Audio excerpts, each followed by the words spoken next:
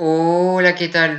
Donc on se retrouve pour une nouvelle vidéo où je vais vous parler du championnat espagnol. On va revenir sur la lutte pour le titre, on va revenir aussi sur la qualification pour la Ligue des Champions, sur la qualification pour l'Europa League et je vais même parler un petit peu du maintien. Donc voilà sur ça. Donc pour commencer pour la lutte pour le titre, donc on a le Real de Madrid qui reprend la place de leader grâce à leur victoire hier soir face à la Real Sociedad. Donc on a un Real de Madrid qui depuis le retour, depuis la fin du confinement et de l'arrêt du championnat, on a un Real de Madrid qui fait des bonnes performances et qui globalement montre des choses plutôt intéressantes. On avait un Real de Madrid avant cette longue trêve imposée par la crise sanitaire. On avait un Real de Madrid qui avait des problèmes offensifs et qui dans certains matchs avait du mal à marquer.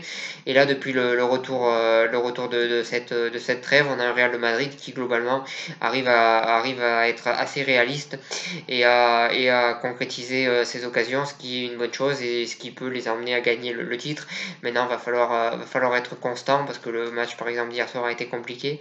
Mais va falloir être constant et offensivement montrer ce qu'ils ont montré. Défensivement, va peut-être falloir être un petit peu plus solide quand même. Je trouve qu'il y a quand même quelques largeurs, notamment hier soir, il y en a eu.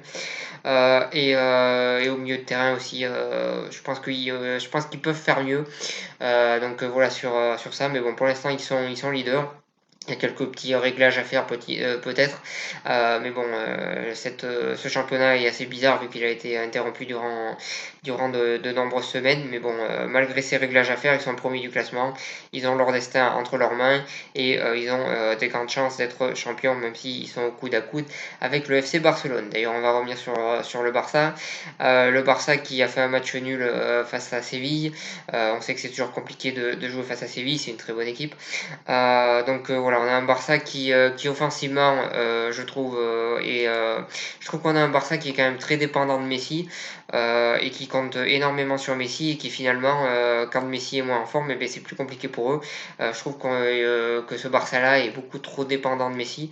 Alors forcément, quand on a un joueur de son niveau, c'est normal d'être dépendant de lui, mais il faut pas non plus que ça soit trop dans l'abus. Je pense que le Barça est vraiment très très dépendant de Messi et que le jour où il est moins bien ou le jour où il est blessé, forcément c'est plus compliqué.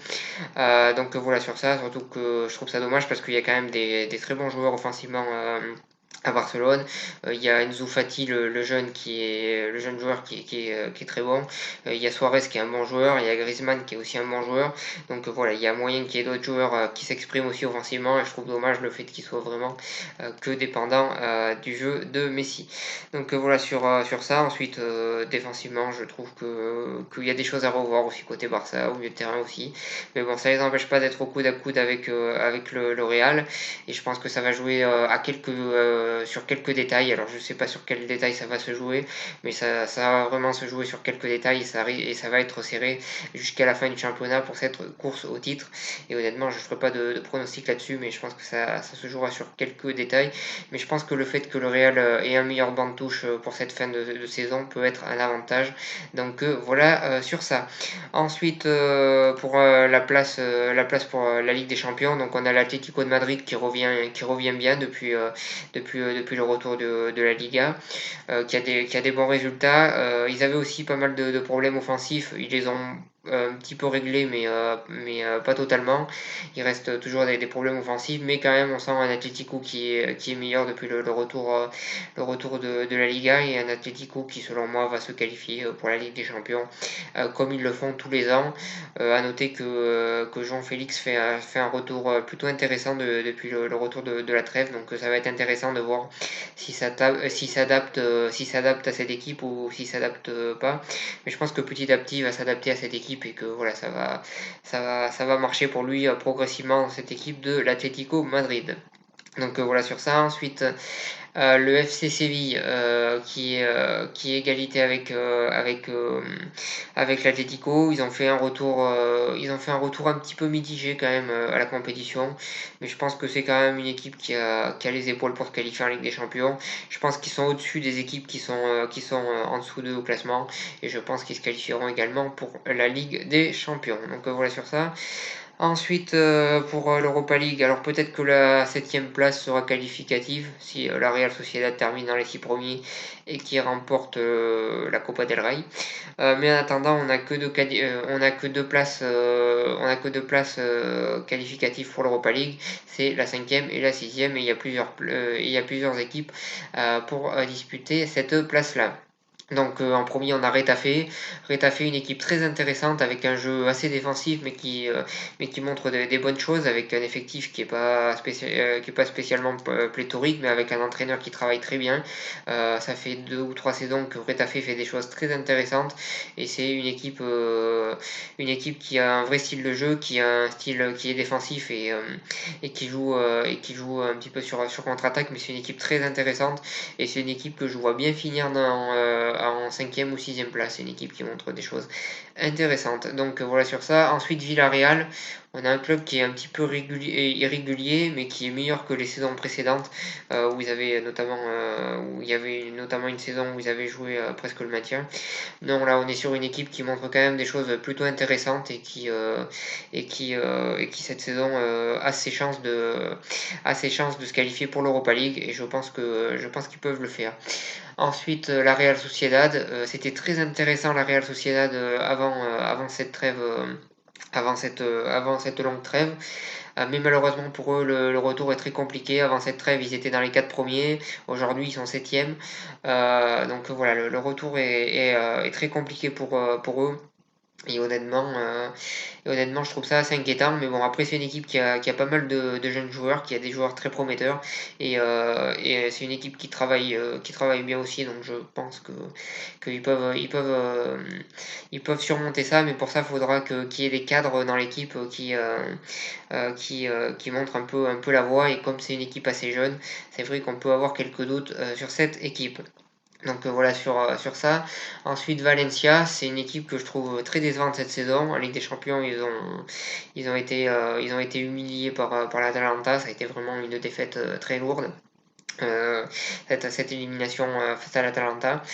Et honnêtement, c'est une équipe que je vois pas finir en Europa League cette saison. Je trouve qu'ils sont beaucoup trop irréguliers pour ça. Après, c'est vrai qu'il y a eu beaucoup de blessés durant toute la saison dans ces équipes, mais c'est une équipe qui pour moi est trop irrégulière pour pouvoir espérer aller en Europa League, même si j'espère me tromper pour eux. Donc voilà sur ça.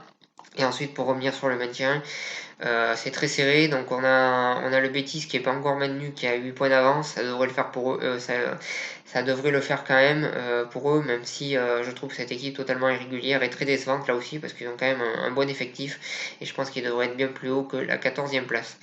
Ensuite, l'équipe de Valladolid, je pense que ça va le faire aussi, ils ont quand même un petit matelas d'avance, et je pense qu'ils vont se maintenir dans ce championnat espagnol.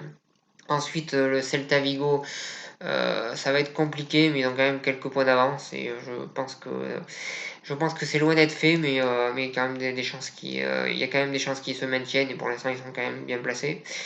Eibar, une petite ville qui a la chance d'être en première division, donc voilà, c'est quelque chose de bien, donc je leur souhaite de se maintenir, même si je souhaite à personne de descendre.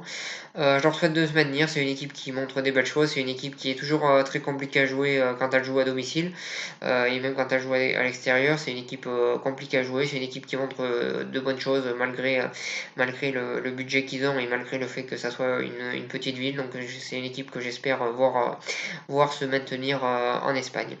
Donc voilà sur ça. Ensuite Mallorca et Leganés, je pense qu'ils vont avoir des grosses difficultés pour se maintenir. Et je souhaitais revenir sur l'Espagnol de Barcelone, club historique du football espagnol, l'un des plus vieux clubs en Espagne, qui est bon dernier du classement. Je pense que ça va être très compliqué pour qu'ils se maintiennent. Honnêtement, je les vois descendre en deuxième division espagnole et voilà, je pense pas qu'ils se maintiennent, même si je leur souhaite de faire une remontada et de se maintenir, mais là je pense que ça va être très compliqué et je les vois pas se maintenir. Donc voilà sur ça, voilà sur cette vidéo sur la Liga espagnole qui est passionnante cette saison. Je vous remercie de m'avoir suivi et je vous souhaite une bonne continuation.